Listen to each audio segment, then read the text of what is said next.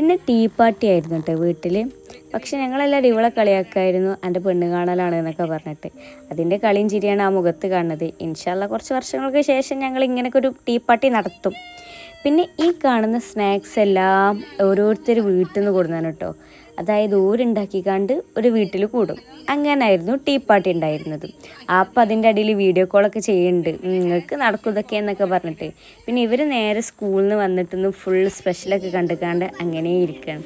പിന്നെ ഈ കാണുന്ന കാർട്ടൂണ് ഗിഫ്റ്റ് കിട്ടിയ ഫ്രിഡ്ജിൻ്റെ കാർട്ടൂണാണ് കേട്ടോ. അപ്പം അത് പിന്നെ ഒരു കഫേ കണ്ടൊക്കെ മാറ്റിയേക്കാണ് റിതും കിച്ചും ഒക്കെ. പിന്നെ ഷെല്ലാപ്പി ഇതങ്ങനെ ഓടി നടക്കുന്നുണ്ട്.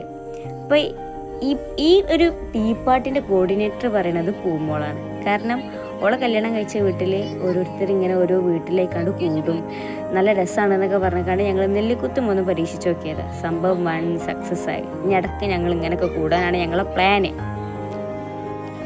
അങ്ങനെ ഞങ്ങൾ സിറ്റ് ഔട്ടിൽ നിന്ന് നേരെ ഹാളിലോട്ടായിട്ടോ ലൊക്കേഷന്. കാരണം ഇങ്ങനെ വട്ടത്തിൽ ഇരുന്ന് കണ്ട് കഴിക്കുമ്പോഴല്ലേ രസം എന്നാണ് താത്ത പറഞ്ഞത്. ശരിയാണ്, ഇങ്ങനെ കഴിച്ചപ്പോഴാണ് ഒന്നും കൂടെ രസം ഉണ്ടായിരുന്നത്. എല്ലാ ഫാമിലിയിലും പൂമോളെ പോലത്തെ ഒരു കോർഡിനേറ്റർ വേണം കേട്ടോ. പൂമോളാണ് ഞങ്ങളെ ഫാമിലിയിൽ ട്രിപ്പ് ആവട്ടെ, ഇങ്ങനത്തെ ഒരു പാർട്ടി ആവട്ടെ, അതിലൊക്കെ ഇനീഷ്യേറ്റീവ് എടുക്കുക ഓളാണ്. ഇനി ഈ ടീമിക്ക് കുറച്ചും കൂടെ ആൾക്കാർ വരാനുണ്ട് കേട്ടോ. അതായത് ഞങ്ങളെ അമ്മായികളും ഓരോ മക്കളും. അപ്പോൾ ഇൻഷാ അല്ലാഹ് അടുത്തത് അവരെല്ലാവരും കൂടിക്കാണ്ട് ഓരോരോ വീട്ടിൽ ഇങ്ങനെ കൂടും ഞങ്ങളെ ഇടയ്ക്ക്. അതൊക്കെയാണ് ഇപ്പോഴത്തെ പ്ലാന്. അങ്ങനെ ചായയും സ്നാക്സൊക്കെ ഞങ്ങളെല്ലാവരും ഇരുന്ന് കഴിച്ച് തീർത്തു കിട്ടും. ഇന്ന് തന്നെ ആയിരുന്നു മിന്നുവിൻ്റെ ബർത്ത്ഡേ. അപ്പം ഞങ്ങൾ ഇതിലൂടെ മിന്നുവിൻ്റെ ബർത്ത്ഡേയും ചെറുതായിട്ടൊന്ന് സെലിബ്രേറ്റ് ചെയ്തു.